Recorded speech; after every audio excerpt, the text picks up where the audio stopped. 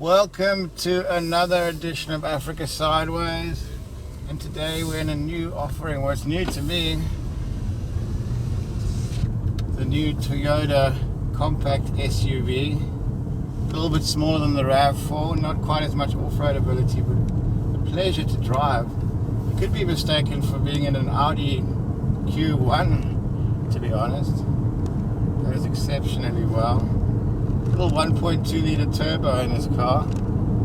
It's buried in, yeah. Can't really hear it. The CVT gearbox is very, very smooth. Pleasure to drive. Great little run of this. Very well made. All the buttons feel exceptionally made of a high standard, good quality, and the handling is really good. They've gone for low profile 50 profile tyres on here, but they went for Michelin's, which I really like when companies don't go skimpy on their tyres. The styling on this looks a lot like the Nissan Juke, which is, you could say it's a bit more form over functionality. It's very eye-catching, but not that much space in the back. The boot is quite small, so it's not really for a big family. Somebody with 1 or 2 kids, or a young couple, or a single person would really be at home in this car. If you look at it from the back, it looks like it's got a lot of clearance, but in the front, it's got, all the modern cars have this low nose, so you get very little ground clearance. Even though it's got 160 mils, it still doesn't feel like it's got much clearance. The back looks more like 200 mils.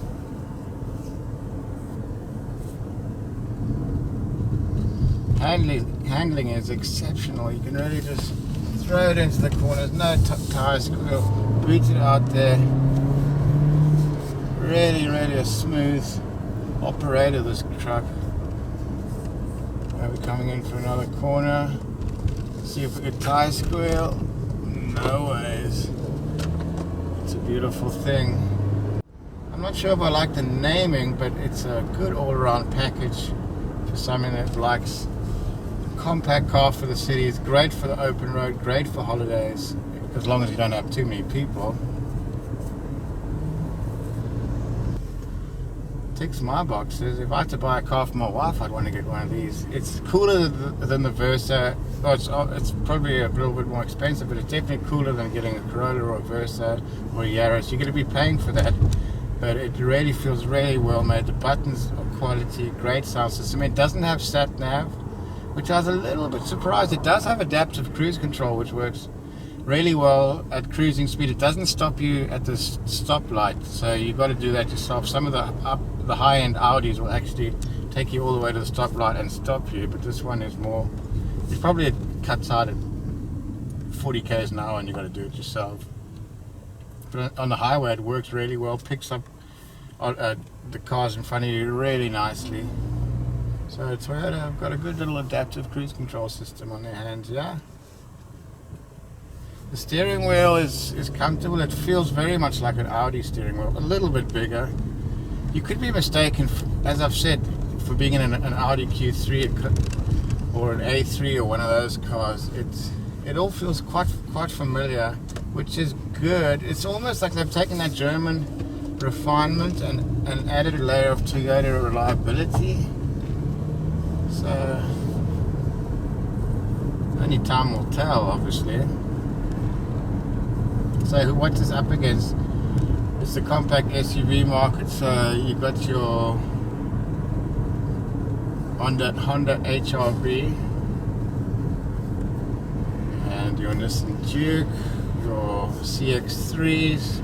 Very tight market. This is arguably the tightest segment in motoring, is the compact SUV segment, especially the ones with front-wheel drives that aren't really pure all-wheel drives, because there's actually more of a demand for a functional city cruiser with good clearance than there is for all out and out off-road machine. And the traffic extremely good. The CVT gearbox is flawless, to be honest. take a gap here. There we go, and then off the line. Perfect. It's all you need. Very, very quiet on the highway. These tires and the suspension is just nabala. In terms of fuel economy, I'm doing 8 liters per 100 k's, which is good for anything turbocharged. So it's got refinement, it's got economy, and it's got Toyota reliability. Well, these small turbo engines, the jury's still out on them, but Toyota generally know what they're doing with vehicles. So the plus side of this car is style, reliability. The downside is space and load capacity.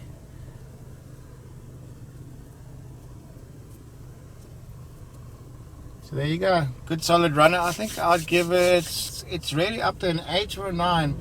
If you're looking for something like this, it's definitely a 9. It's pound for pound one of the best compact SUVs in the market. I'd like to see this with an all-wheel drive and a slightly higher nose, a bit more clearance. I think it would be very, very capable off-road. And Toyota really needed something a little bit smaller than the really hot-selling RAV4. Young people are going to love this. Old people are going to love it. Very easy to drive.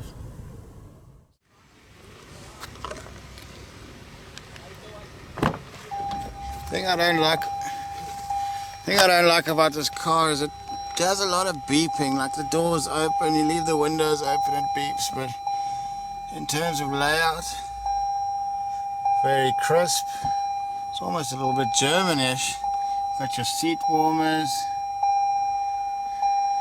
Controls are very nicely laid out.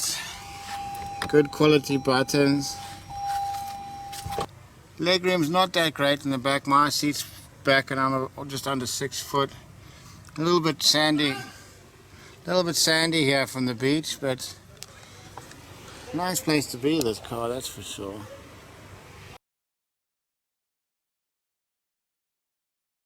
And more to come on Africa Sideways. We've got the Ford Everest next week. We'll be getting that dirty, that's for sure. Apologies for the dirt on this particular vehicle. Had a little bit too much fun on gravel before we started shooting. But we'll get some clean pictures up there, I'm sure. And then we get the Renault Triber, the 7-seater Renault for 180,000 Rand. So we'll see what the quality is like on that. And then after that we got the little brother of the Toyota Corolla, the little brother of this, the Toyota Corolla is coming, and then we've got the BMW 135, plus more Paul Marsh, and hopefully a couple of little Bucky reviews thrown in there for good measure. So we'll catch you next time on